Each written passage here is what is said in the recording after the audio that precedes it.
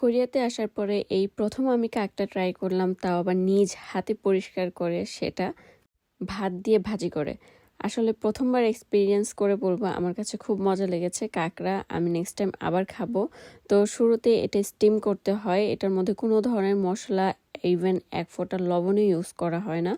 পুরোটাই একদম সেদ্ধর ওপরে সেদ্ধ করে এভাবে নামিয়ে শুধু মাঝখান থেকে এই জিনিসটা ক্লিন করতে হয়, যেটা আপনারা দেখতে পাচ্ছেন ভিডিওতে। তো এভাবে ক্লিন করে আসলে এটা পুরোটাই খায় চিংড়ি মাছের মতো, এটা তেমন কিছু ফেলার নেই। আর ভিতরের যে পানিটা থাকে আর যে ছোট ছোট মাংসের মতো থাকে সেটা দিয়ে ভাত ভাজি করে খাওয়া হয়, সেটা খুবই মজা লাগে। বিশেষ করে কোরিয়ানরা এইভাবেই খায়, তাই আমরাও সেদিন এইভাবেই ট্রাই করছিলাম। তো এখানে আপনারা দেখতে পাচ্ছেন কাঁকড়ার পাগুলো, এগুলো একদম সিদ্ধ করা, এটা একদম সল্টি সল্টি হয়, এটা জাস্ট কেটে খেয়ে নিতে হয় আর কিছুই না। তো আমরা এখানে একটু এক্সট্রা করে লবণ মরিচ এগুলো অ্যাড করছিলাম খাওয়ার জন্য, মজা করার জন্য।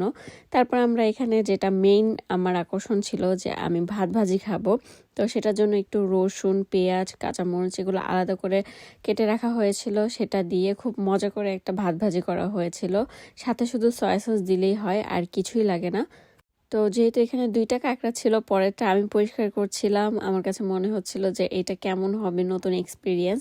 তো এই যে দেখেন কাঁকড়ার পুরো পানি, তারপর যে ছোট ছোট মাংসগুলো ছিল ভেতরে সেগুলো দিয়ে এখানে শুধু রসুন কাঁচামরিচ আর পেঁয়াজ দিয়ে সুন্দর করে মাখানো হচ্ছে। এটার মধ্যে বেশি কিছু দেওয়ার দরকার নাই, তাহলে কাঁকড়ার যে টেস্ট সেটা থাকে না।